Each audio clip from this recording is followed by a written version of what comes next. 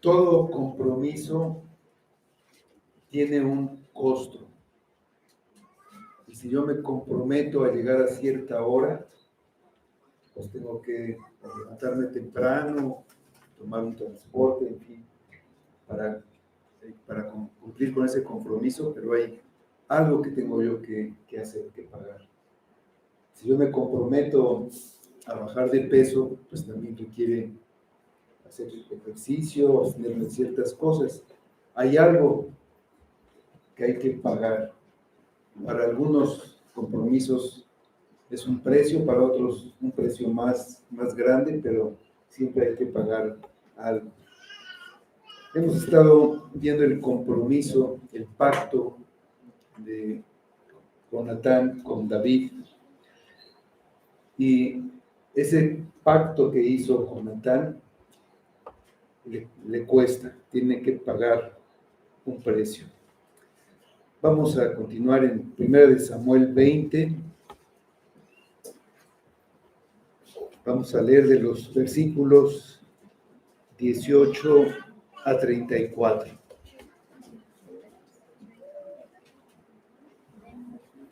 Capítulo 20, versículos 18 a 34. Dice así la palabra de Dios. Luego le dijo Jonatán: mañana es nueva luna y tú serás echado de menos porque tu asiento estará vacío. Estarás pues 3 días y luego descenderás y vendrás al lugar donde estabas escondido el día que ocurrió esto mismo y esperarás junto a la piedra de Esel. Y yo tiraré 3 saetas hacia aquel lado como ejercitándome al blanco. Luego enviaré al criado diciéndole: ve, busca las saetas. Y si dijere al criado: he aquí las saetas más allá de ti, tómalas, tú vendrás, porque paz tienes y nada malo hay, vive Jehová. Mas si yo dijere al muchacho así: he aquí las saetas más allá de ti, vete, porque Jehová te ha enviado. En cuanto al asunto que tú y yo hemos hablado, esté Jehová entre nosotros dos para siempre. David, pues, se escondió en el campo, y cuando llegó la nueva luna, se sentó el rey a comer pan. Y el rey se sentó en su silla como solía, en el asiento junto a la pared, y Jonatán se levantó y se sentó Abner al lado de Saúl, y el lugar de David quedó vacío. Mas aquel día Saúl no dijo nada, porque se decía: le habrá acontecido algo y no está limpio, de seguro no está purificado. Al siguiente día, el segundo día de la nueva luna, aconteció también que el asiento de David quedaba vacío. Y Saúl dijo a Jonatán, su hijo: ¿por qué no ha venido a comer el hijo de Isaí hoy ni ayer? Y Jonatán respondió a Saúl: David me pidió encarecidamente que le dejase ir a Belén, diciendo: te ruego que me dejes ir, porque nuestra familia celebra sacrificio en la ciudad y mi hermano me lo ha mandado. Por lo tanto, si he hallado gracia en tus ojos, permíteme ir ahora para visitar a mis hermanos. Por esto, pues, no ha venido a la mesa del rey. Entonces se encendió la ira de Saúl contra Jonatán y le dijo: hijo de la perversa y rebelde, ¿acaso no sé yo que tú has elegido al hijo de Isaí para confusión tuya y para confusión de la vergüenza de tu madre? Porque todo el tiempo que el hijo de Isaí viviere sobre la tierra, ni tú estarás firme ni tu reino. Envía pues ahora y tráemelo, porque ha de morir. Y Jonatán respondió a su padre Saúl y le dijo: ¿por qué morirá? ¿Qué ha hecho? Entonces Saúl le arrojó una lanza para herirlo, de donde entendió Jonatán que su padre estaba resuelto a matar a David. Y se levantó Jonatán de la mesa con exaltada ira, y no comió pan el segundo día de la nueva luna, porque tenía dolor a causa de David, porque su padre le había afrentado. Vamos a orar. Señor, te damos gracias por tu palabra y te pedimos que tú nos enseñes a través de ella, nos enseñes a Cristo.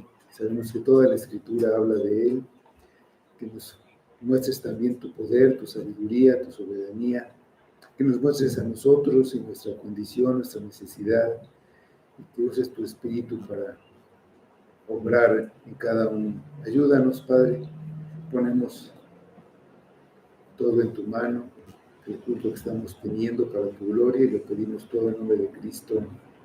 Amén. Jonatán,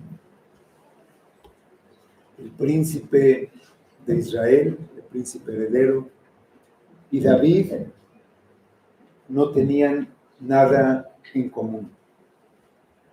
Jonatán era el hijo del rey, era heredero al trono, por lo que pertenecía a la familia más importante de Israel, y tenía poder, tenía riqueza. David era pastor de ovejas, era de una familia pobre, él no podía ni siquiera aspirar a poder pagar la dote para el matrimonio con la hija del rey. Hasta en edad eran muy diferentes. David era muy joven. En segunda de Samuel 5:4 dice que David tenía 30 años cuando comenzó a reinar. Saúl reinó 40 años, según dice Hechos 13:21, porque haciendo la resta, David debió haber nacido en el 10º año del reinado de Saúl. Para ese entonces, Jonatán ya peleaba en el ejército. En el 3er año del rey Saúl, ya tenía hombres bajo su mando, dice 1 Samuel 13:1 y 2, que ya tenía 1000 hombres a su mando. Pues un soldado israelita debía tener al menos 20 años, dice Números 1:3. Entonces, por lo que si en el 10º año de Saúl nació David, Jonatán tenía en ese momento por lo menos 27 años. Era la edad que le llevaba por lo menos.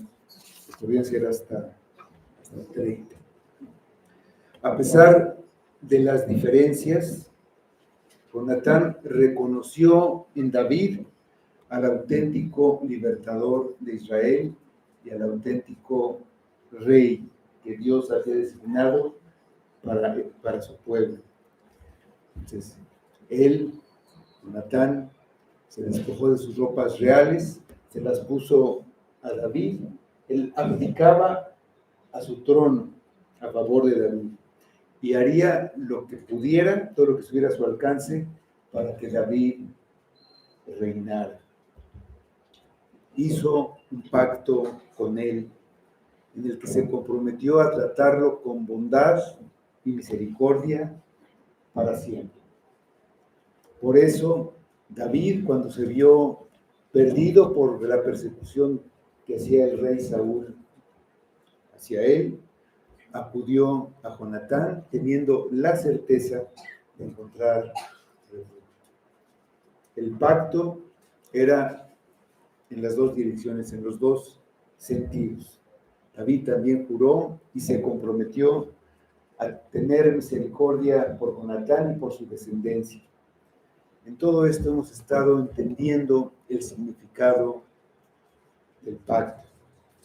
Lo primero que entendimos es que hay una certeza en nuestro pacto con Dios. En medio de nuestros momentos más difíciles podemos ir a Dios y recibir la eterna misericordia del pacto. Él es nuestra roca y nuestro refugio. Entendimos que hay una fidelidad inquebrantable al pacto, de manera que hay una fidelidad en nuestro pacto con Dios. Dios siempre es fiel a su pueblo. Y aquí en este pasaje que leímos vemos que hay un costo por guardar el pacto. Jonatán tenía mucho que perder, incluso hasta su vida, que se ponía en peligro por apoyar a David. Pero él guardaría el pacto. Hay un costo divino en nuestro pacto con Dios. También hay un costo para los que entran en un pacto con Él. El discipulado, ser discípulo de Cristo, hacerse seguidor de Cristo, requiere una entrega total a la causa de Cristo. Pues tenemos primero que había un plan. Dice en el versículo 18, luego le dijo Jonatán, mañana es nueva luna y tú serás echado de menos, porque tu asiento estará vacío. Estarás pues 3 días y luego descenderás y vendrás al lugar donde estabas escondido el día que ocurrió esto mismo y esperarás junto a la piedra de Esel.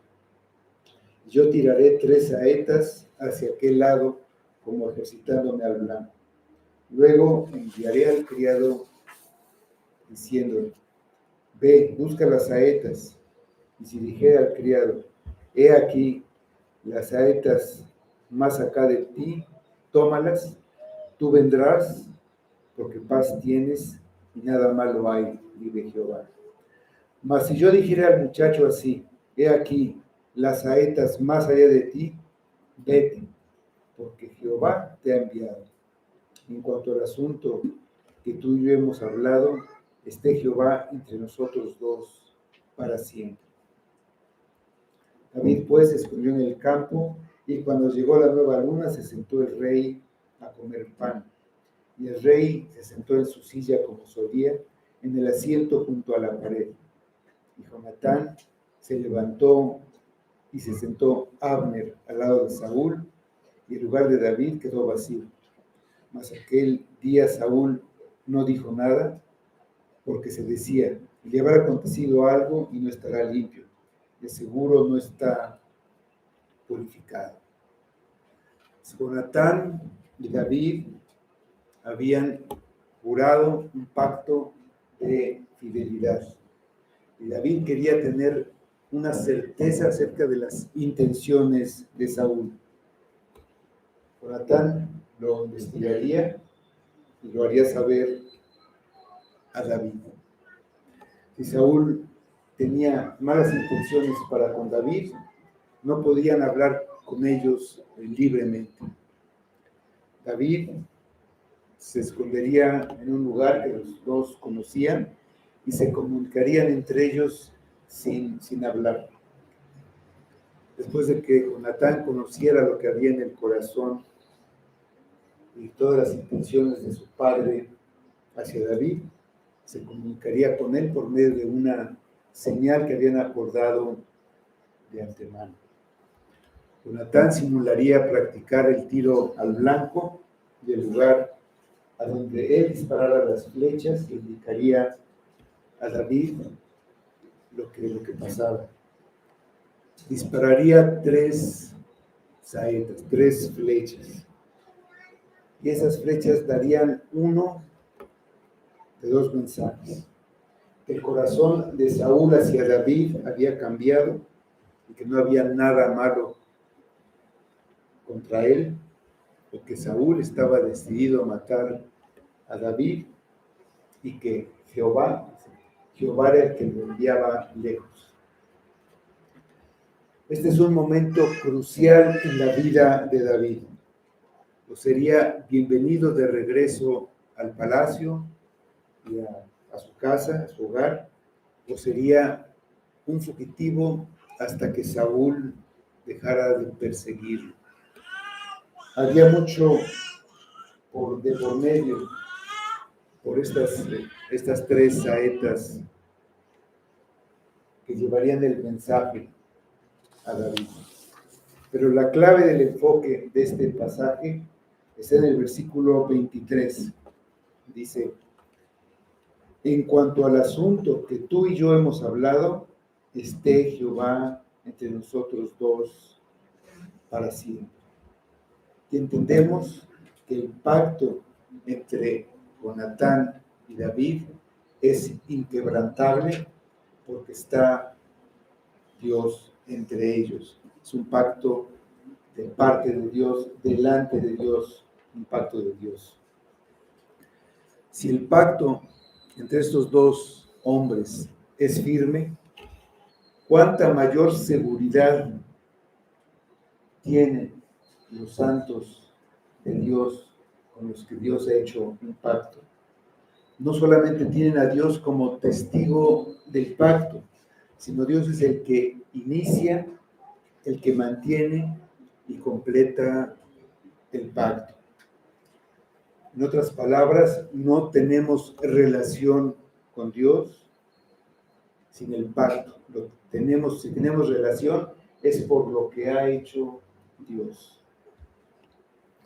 Bueno, al día siguiente se celebraba esta comida de la que hemos hablado, esta festividad, que celebraba el inicio del mes, de una festividad religiosa en la que se hacían sacrificios y era obligatoria para todos los oficiales del rey, de una reunión política, y parecía que era una festividad como cualquiera de las que se celebraban cada mes. Pero Saúl, sin que lo supiera su hijo, estaba planeando atacar a David, aprovechando que debía estar ahí, aprovechando que estaba ahí a su alcance. Hasta ahora había logrado escapar de las trampas que le ponía y sus soldados que lo buscaban no habían podido atraparlo. Al iniciar la celebración empezaron a llegar todos los que debían estar ahí y el rey se sentó en su lugar, dice que se sentó junto a la pared, es el lugar más seguro. A su lado se sentó Abner, el comandante militar, y luego todos los demás, pero el asiento de David quedó vacío. Saúl estaba esperando esa oportunidad, y al ver que David no se presentó, pensó en una posible explicación. Sabía que David cumplía con lo que mandaba la ley, todo lo contrario a lo que él hacía. Él era desobediente a la ley, desobediente a Dios, pero David obedecía todo. Entonces, si no estaba en esa celebración que mandaba la ley, era por algo que estaba considerado en la ley. O sea, había un mandamiento que decía que si una persona estaba inmunda, y leíamos en Levítico todo lo que, algunas de las cosas que hacían inmunda a una persona, pero si estaba inmunda no podía comer de lo sacrificado al Señor. Entonces, todas esas causas, había otras más, hacían impuro a los que tocaban algo de una manera ceremonial, y eso les impedía participar.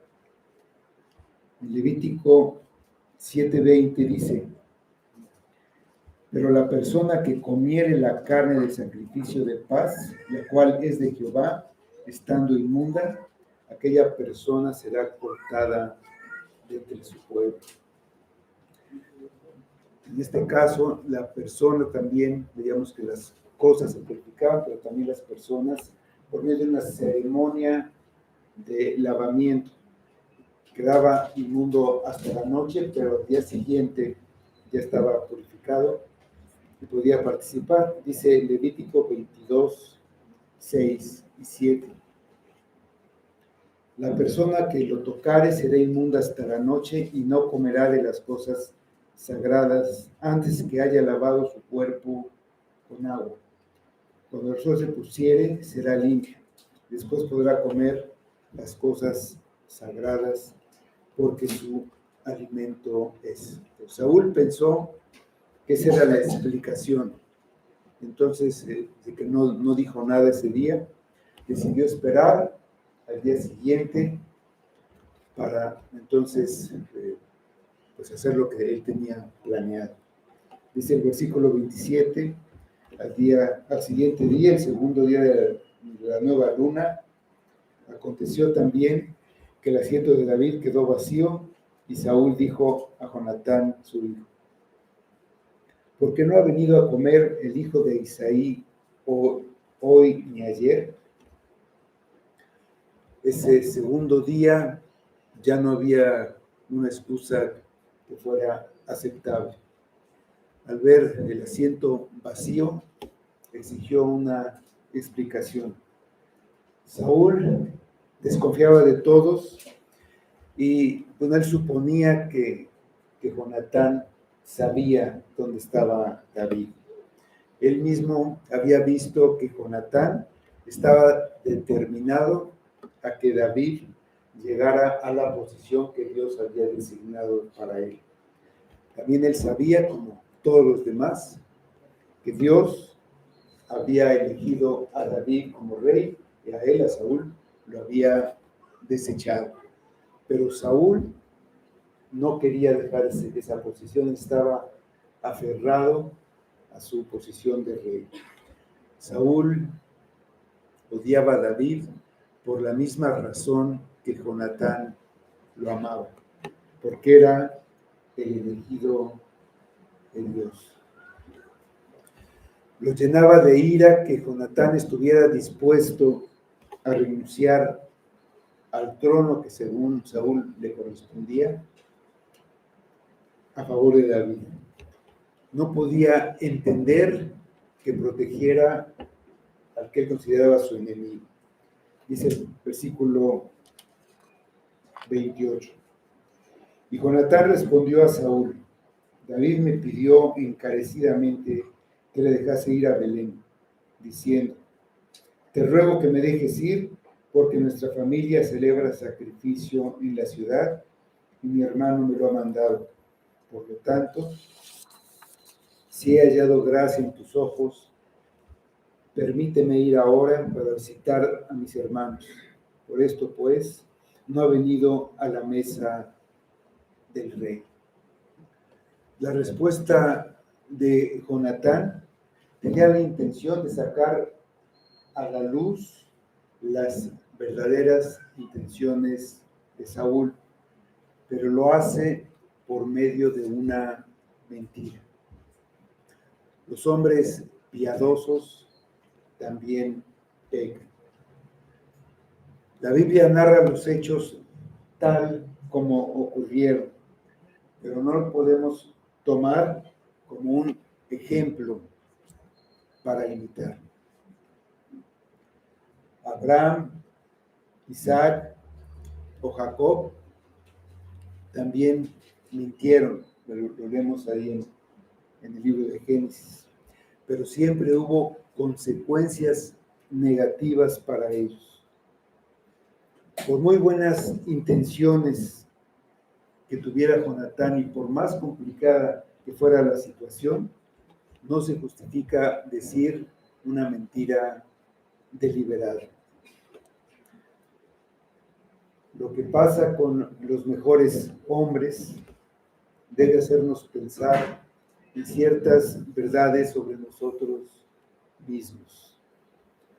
Todavía queda dentro de nosotros un remanente de nuestro viejo hombre.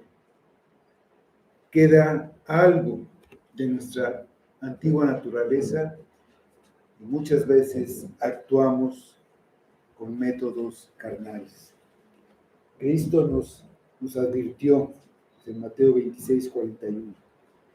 velad y orad para que no entréis en tentación.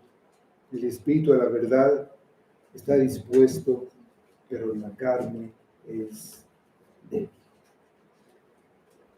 Después de oír la respuesta de Jonatán, Saúl se llenó de ira. Dice el versículo 30. Entonces se encendió la ira de Saúl contra Jonatán y le dijo: hijo de la perversa y rebelde, ¿acaso no sé yo que tú has elegido al hijo de Isaí para confusión tuya y para confusión de la vergüenza de tu madre? Cegado por la ira, Jonatán dejó ver lo que había en su corazón. Muchas veces los sentimientos o los pensamientos de una persona están ocultos, no los podemos ver, pero tarde o temprano lo que hay ahí en el corazón va a salir. No puede salir otra cosa que lo que hay. Ahí está. Dijo Cristo a los fariseos: generación de víboras, ¿cómo podéis hablar lo bueno siendo malos? Porque de la abundancia del corazón habla la boca. Una persona iracunda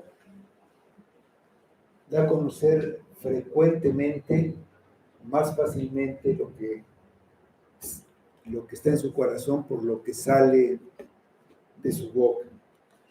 Saúl, vemos aquí, insultó fuertemente a Jonatán. Lo llamó hijo de perversión. No necesariamente quiere decir que consideraba a la madre de Jonatán pervertida, sino que era una desgracia para su madre por la vergüenza de haberlo dado a luz. Acusó a Jonatán de rebelión, es decir, de traición. No soportaba la idea de que alguien de su casa hiciera bien a su enemigo. Habló también de David y lo trató de una manera despectiva, no se refirió a él por su nombre, lo llama como el hijo de Isaí, resaltando el origen pues, humilde de su familia y no tomando en cuenta que era el yerno del rey, era esposo de su hija.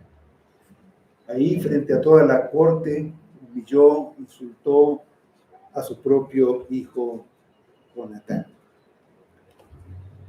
La lengua de Jonatán es un ejemplo de la lengua maligna descrita en Santiago 3:6. Dice ahí: la lengua es un fuego, un mundo de maldad. La lengua está puesta entre nuestros miembros y contamina todo el cuerpo. Inflama la rueda de la creación y ella misma es inflamada por el infierno. Para Saúl, la determinación de Jonatán de abdicar al trono era una locura. Los poderosos de este mundo no entienden ni la sabiduría ni el poder de Dios. Saúl no podía entender cómo Jonatán podía poner a David, al siervo de Jehová, a la palabra de Jehová y al reino de Jehová en primer lugar, siendo que él era el siguiente rey para Israel. Pero Jonatán se vació de orgullo, de poder, de su posición para servir a Dios y el propósito de Dios. En esto Jonatán ejemplifica el carácter de Cristo. En Filipenses 2:7 leemos acerca de Cristo: sino que se despojó a sí mismo, tomando forma de siervo, hecho semejante a los hombres. Para Jonatán eso no era un ideal, una idea política, no era algo incierto, era una realidad que Saúl no podía entender. Y por eso consideraba a Jonatán como necio o tonto. No le parecía posible que alguien renunciara a la riqueza, al poder y al prestigio terrenal. Pero Jonatán buscaba un reino mejor. Dice el libro de Hebreos 11, 24 a 26. Por la fe, Moisés, hecho ya grande, rehusó llamarse hijo de la hija de Faraón, escogiendo antes ser maltratado con el pueblo de Dios que gozar de los deleites temporales del pecado, teniendo por mayores riquezas que el vituperio de Cristo, que los tesoros de los egipcios, porque tenía puesta la mirada en el galardón. Dice el versículo 31. Porque todo el tiempo que el hijo de Isaí viviere sobre la tierra, ni tú estarás firme ni tu reino. Envía pues ahora y tráemelo, porque ha de morir. Las razones de Saúl son carnales y mundanas. Le dice a Jonatán que David debe morir, le dice para protegerte a ti y a tu reino, como diciéndole, bueno, es por tu bien, yo soy tu padre, quiero solamente tu bien. Pero a Jonatán no le preocupaba el tú y tu reino. Jonatán buscaba el reino de Dios. Jonatán estaba comprometido al pacto, a ese pacto que había hecho. Jonatán permanecería fiel a Dios, siendo fiel al pacto con el Redentor escogido por Dios, sin importar el costo que él tuviera que pagar, el costo personal. Servir a Dios le costaría todo a Jonatán. Le costaría la relación con su padre y su posición terrenal de privilegio. Y esto siempre es verdad. Servir al Redentor elegido por Dios, para nosotros servir a Jesucristo, tiene un costo. Comprometerse en un pacto con Cristo es ponerlo a Él en el primer lugar. Dice Mateo 10, 37 a 39. El que ama a padre o madre más que a mí, no es digno de mí. El que ama a hijo o hija más que a mí, no es digno de mí. Y el que no toma su cruz y sigue en pos de mí, no es digno de mí. El que haya su vida la perderá, y el que pierde su vida por causa de mí, la hallará. De Jonatán aprendemos que nuestra vida no consiste en lo nuestro, nosotros y nuestro reino, sino en reflejar la fidelidad a Dios. Reflejar esa fidelidad hacia otros, hacia nuestros hermanos, fidelidad en las relaciones del pacto. Jonatán había entendido que el reino era de Dios y por lo tanto de David, a quien Dios había elegido. La vida de Jonatán no necesitaba estar centrada en la ambición, en lo que podía conseguir, sino en la providencia de Dios, en lo que Dios le daba, en lo que Dios tenía para él, para nosotros, en lo que Dios nos ha dado. La vida no consiste en lograr nuestras metas, sino en cumplir las metas de Dios. La vida no se trata de nuestra gloria, sino de su gloria.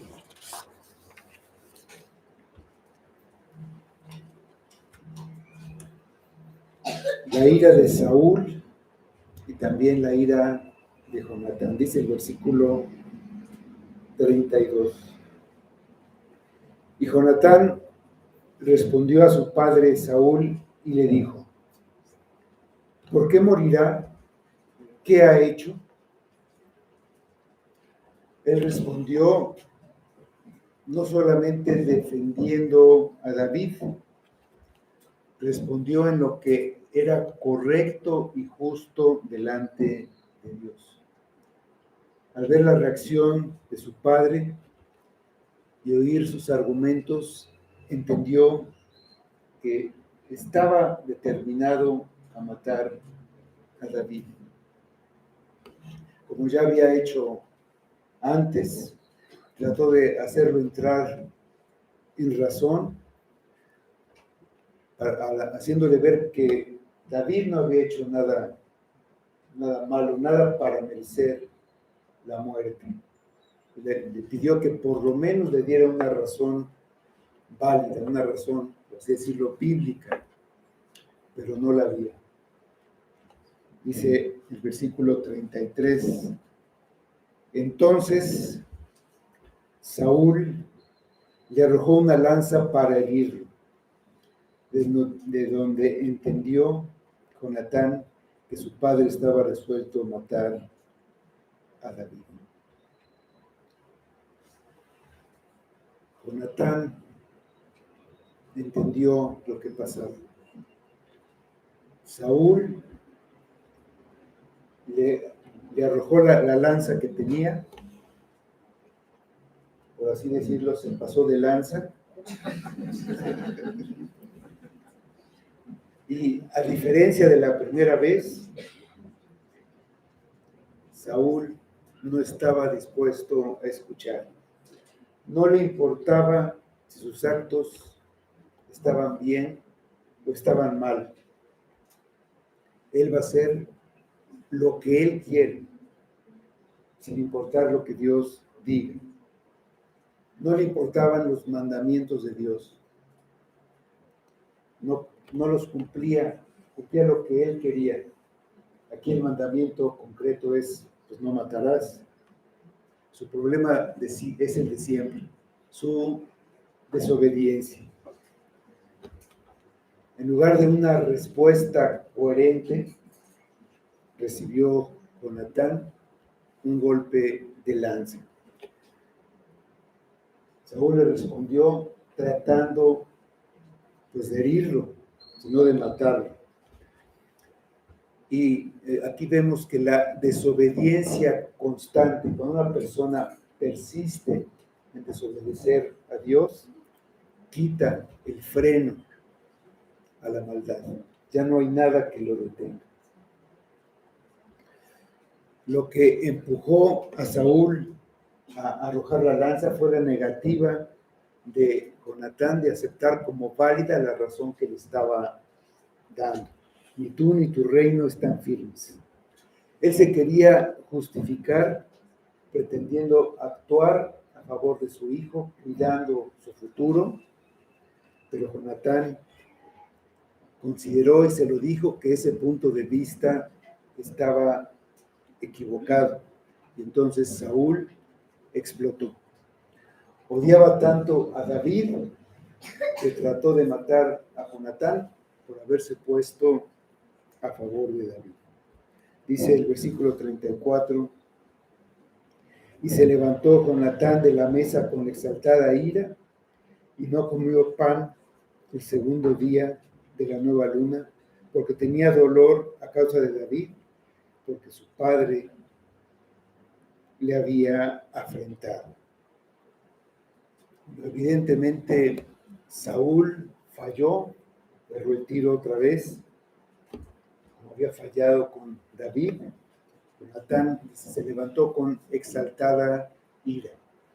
Jonatán también se enojó, estaba muy molesto, pero no porque su padre lo hubiera insultado y ni siquiera porque le hubiera arrojado la lanza.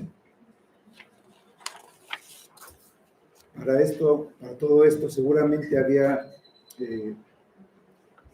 intervenido, había habido una influencia de ese espíritu malo que atormentaba a Saúl. Pero no era por él, no era por Jonatán, sino que tenía dolor, dice el pasaje, por causa de David, porque su padre odiaba a David y lo consideraba su enemigo. Jonatán resintió que su padre tratara así al hombre de Dios. El que es un discípulo de Cristo, el mayor hijo de David, lo ama. Y no le molesta a él, al discípulo, ser rechazado. Lo que le molesta es que su Señor, el elegido de Dios, sea rechazado. Es el mismo concepto de ese pueblo que no quería que Samuel gobernara sobre ellos. Pedían un rey. Samuel era el hombre que Dios había designado para juzgar al pueblo, para gobernarlo, y el pueblo lo rechazaba. Y Dios le dijo, no te desechan a ti, me están desechando a mí, porque finalmente yo te puse. Ellos no quieren que yo reine sobre ellos. Los que rechazan a Cristo, finalmente no quieren que Dios reine sobre ellos. Nuestra vida aquí no se trata de nosotros ni de nuestro reino, sino de buscar el reino de Dios, el reino de los cielos y su avance. No debe enojarnos si los enemigos del cielo nos tratan mal, nos insultan o nos persiguen. Dice 1 de Pedro 3:9. No devolviendo mal por mal, ni maldición por maldición, sino por el contrario, bendiciendo, sabiendo que fuisteis llamados para que heredaseis bendición. A pesar de este intento de lastimar a Jonatán no rompería con su padre, lo seguiría sirviendo y amando igual que antes.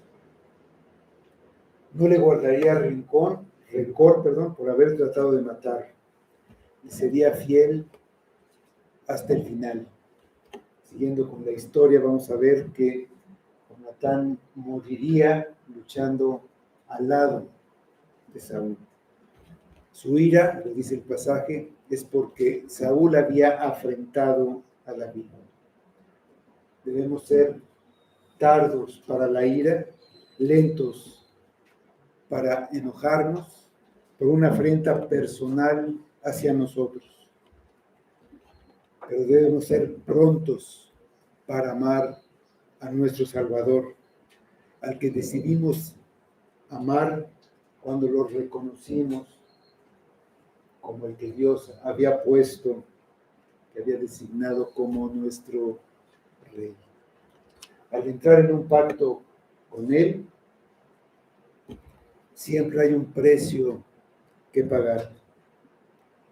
Y llega un momento en que hasta las personas más pacientes, más nobles, como en este caso Jonatán, tienen que decidir, tienen que tomar partido. Todos, en un momento dado, vamos a tener que tomar una posición. ¿Estarás del lado de Cristo o del lado de los que afrentan su nombre y su obra? Vamos a ver.